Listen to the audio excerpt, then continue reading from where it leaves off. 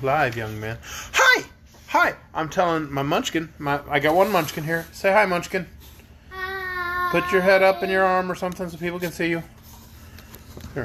There he is. Say hello, I am the munchkin. I'm the munchkin. I'm almost gonna be 7. And my birthday's until 8 days. That's when we do this. 8 o'clock in Oz. I'm really standing on my mom's chair. He's standing on his mom's chair. All right, it is time to read is this chapter 22? My goodness. Chapter 22 of The Road to Oz.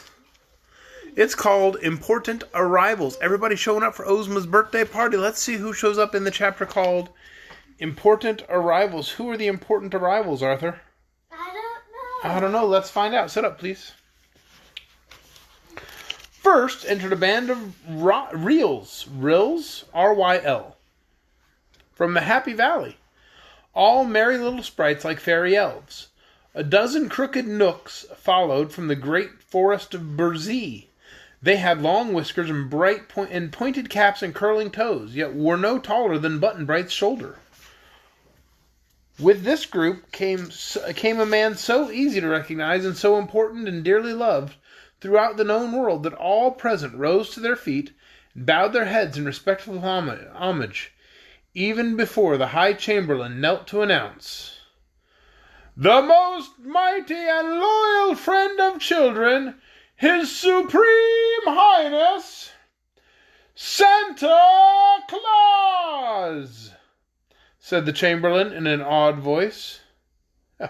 "Very well, well. Glad to see you. Glad to meet you all," cried Santa Claus briskly as he trotted up the long room. He was round as an apple, with a fresh rosy face, laughing eyes, and a bushy beard that was as white as snow. A red cloak trimmed with beautiful ermine hung from his shoulders, and upon his back was a basket filled with pretty presents for the Princess Ozma. "Hello, Dorothy. Still having adventures?" he asked in his jolly way as he took the girl's hand in his own. "Well, how'd you know my name, Santa?" she replied, feeling more shy in the presence of this immortal saint than she had ever before in her young life. "Why, don't I see you every Christmas Eve when you're asleep?" he rejoined, pinching her blushing cheek. "Oh, do you?" "And here's Button-Bright, I do declare," cried Santa Claus, holding up the boy to kiss him. "What a long way from home you are, dear me." "Do you know Button-Bright, too?" questioned Dorothy eagerly.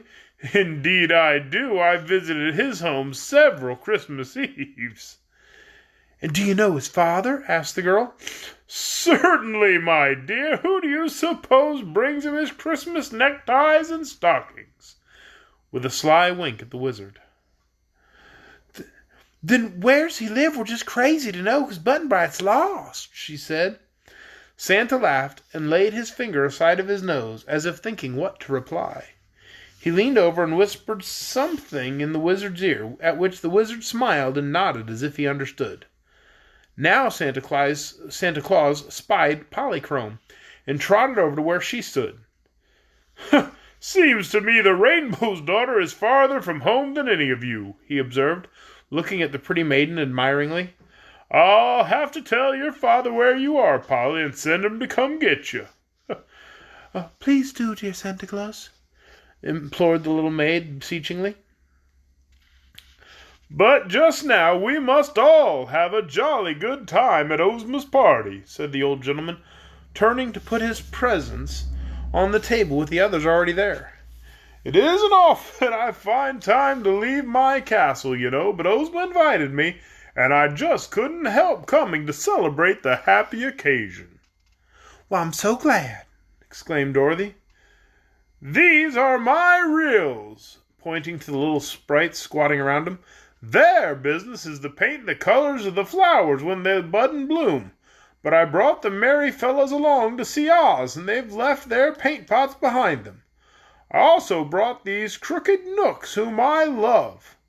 My dears, the Knooks are much nicer than they look, for their duty is to water and care for the young trees of the forest, and they do their work faithfully and well. It's hard work, though, and it makes my Knooks crooked and gnarled like the trees themselves. But their hearts are big and kind, as are the hearts of all who do good in our beautiful world." "Well, I've read of the Ryls and Knooks," said Dorothy, looking upon these little workers with interest. Santa Claus turned to talk with the Scarecrow and the Tin Woodman, and he also said a kind word to the Shaggy Man, and afterward went away to ride the Sawhorse around the Emerald City. "For," said he, "I must see all the grand sights while I'm here and have the chance. And Ozma has promised to let me ride the Sawhorse, 'cause I'm getting fat and short of breath." "Where are your reindeer?" asked Polychrome. "Why, I left them at home, for it's too warm for them in this sunny country," he answered. "They're used to winter weather when they travel." In a flash he was gone, and the Ryls and Knooks with him. But they could all hear the golden hooves of the Sawhorse ringing on the marble pavement outside, as he pranced away with his noble rider. Presently the band played again, and the High Chamberlain announced, "Her Gracious Majesty, the Queen of Merryland!" They looked earnestly to discover whom this queen might be, and saw advancing up the room an exquisite wax doll dressed in dainty fluffs and ruffles and spangled gown. She was almost as big as Button-Bright, and her cheeks and mouth and eyebrow were prettily painted in delicate colors. Her blue eyes stared a bit, being of glass, yet the expression upon Her Majesty's face was quite pleasant and decidedly winning. With the Queen of Merryland were 4 wooden soldiers, 2 stalking ahead of her with much dignity, and 2 following behind like a royal bodyguard. The soldiers were painted in bright colors and carried wooden guns, and after them came a fat little man who attracted attention at once, although he seemed modest and retiring. For he was made of candy, and carried a tin sugar sifter filled with powdered sugar, with which he dusted himself frequently so that he wouldn't stick to things if he touched them. The High Chamberlain had called him the Candy Man of Merryland, and Dorothy saw that one of his thumbs looked as if it had been bitten off by someone who was fond of candy and couldn't resist the temptation. The wax doll spoke prettily to Dorothy and the others, and sent her loving greetings to Ozma before she retired to the rooms prepared for her. She had brought a birthday present wrapped in tissue paper and tied with pink and blue ribbons, and one of the wooden soldiers placed it on the table with the other gifts. But the Candy Man did not go to his room, because he preferred to stay and talk with the Scarecrow and Tik-Tok and the Wizard and Tin Woodman, whom he declared the queerest people he had ever met. Button-Bright was glad the Candy Man stayed in the throne room, because the boy thought this guest smelled deliciously of wintergreen and maple sugar. The Braided Man now entered the room, having been fortunate enough to receive an invitation to the Princess Ozma's party. He was from a cave halfway between the Invisible Valley and the country of the Gargoyles, and his hair and whiskers were so long that he was obliged to plait them into many braids that hung to his feet, and every braid was tied with a bow of colored ribbon. "I bought Princess Ozma a box of flutters for her birthday," said the Braided Man earnestly, "and I hope she will like them, for they are the finest quality I have ever made."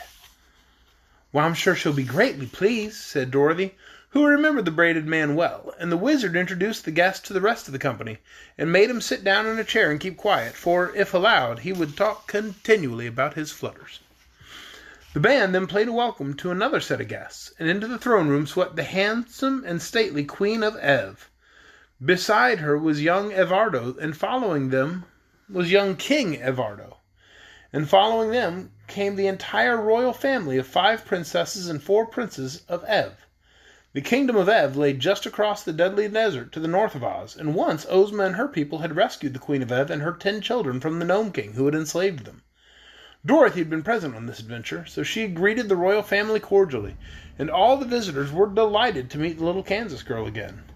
They knew Tik-Tok and Billina, too, and the Scarecrow and Tin Woodman, as well as the Lion and Tiger, so there was a joyful reunion, as you may imagine, and it was fully an hour before the Queen and her train retired to their rooms. Perhaps they would not have gone then had not the band begun to play to announce new arrivals. But before they left the great throne room, King Evardo added Ozma's birthday presents to a diadem of diamonds set in radium.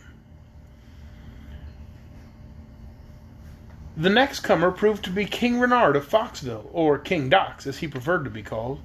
He was magnificently dressed in a new feather costume and wore white kid mittens over his paws and a flower in his buttonhole, and had his hair parted in the middle.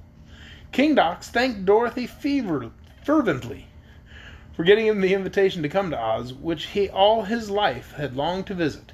He strutted around rather absurdly as he was introduced to all the famous people assembled in the throne room. And when he learned that Dorothy was a princess of Oz, the Fox King insisted on kneeling at her feet, and afterward retired backward, a dangerous thing to do, as he might have stubbed his paw and tumbled over. No sooner was he gone than the blasts of bugles and clatter of drums and cymbals announced important visitors, and the High Chamberlain assumed his most dignified tone as he threw open the door and said proudly, "Her Sublime and Resplendent Majesty, Queen Zixi of Ix! His Serene and Tremendous Majesty, King Bud of Noland! Her Royal Highness, the Princess Fluff!" That three such high and mighty royal personages should arrive at once was enough to make Dorothy and her companions grow solemn and assume their best company manners. But when the exquisite beauty of Queen Zixi met their eyes, they thought they had never beheld anything so charming. Dorothy decided that Zixi must be about 16 years old, but the wizard whispered to her this wonderful queen had lived thousands of years, but knew the secret of remaining always fresh and beautiful. King Bud of Noland and his dainty fair-haired sister, the Princess Fluff, were friends of Zixi, as their kingdoms were adjoining, so they had traveled together from their far-off domains to do honor to Ozma of Oz on the occasion of her birthday. They brought many splendid gifts to the table, and the table was now so fairly loaded down with presents. Oh, goodness. Dorothy and Polly loved the Princess Fluff the moment they saw her, and little King Bud was so frank and boyish that Button-Bright accepted him as a chum at once, and did not want him to go away. But it was afternoon now, and the royal guests must prepare their toilets for the grand banquet. Oh my, I'm sorry. This chapter is long, and I have had a long day. But it was afternoon now, and the royal guests must prepare their toilets for the grand banquet, at which they were to assemble that evening to meet the reigning princess of this fairyland. So Queen Zixi was shown to her room by a troop of maidens led by Jellia Jam, and Bud and Fluff presently withdrew to their own apartments. "My, what a big party Ozma's going to have!" exclaimed Dorothy. "I guess the palace will be chock full. Button-Bright, don't you think so?" "Don't know," said the boy. "But we must go to our rooms pretty soon, dressed for the banquet," continued the girl. "I don't have to dress," said the Candy Man from Merryland. "All I need to do is dust myself with fresh sugar." "Tick-Tock and I will always wear the same suit of clothes," said the Tin Woodman, "and so does our friend the Scarecrow." "My feathers are good enough for any occasion," cried Billina from her corner. "Then I shall leave you four to welcome any new guests that come," said Dorothy, "for Button-Bright and I must look our very best at Ozma's banquet." "Well, who's still to come?" asked the Scarecrow. "Well, there's King Kickabrae of Dunkyton, and Johnny Dewett, and the Good Witch of the North. But Johnny Dewett must not get here until late. He's so very busy." "Well, we will receive them and give them a proper welcome," promised the Scarecrow. "So run along, little Dorothy, and get yourself dressed." And that's the end of Chapter 22, Important Arrivals. Chapter 23 is tomorrow night. It's called The Grand Banquet. And then Monday night will be the final chapter of The Road to Oz. And Tuesday we start Book 6. It's so much fun reading to you guys every night. There are 14 books. We're almost ready to start Book 6. So we're going to be doing this for a while. Come back every night. Join us about 8 o'clock. Facebook Live. See you tomorrow. Good night.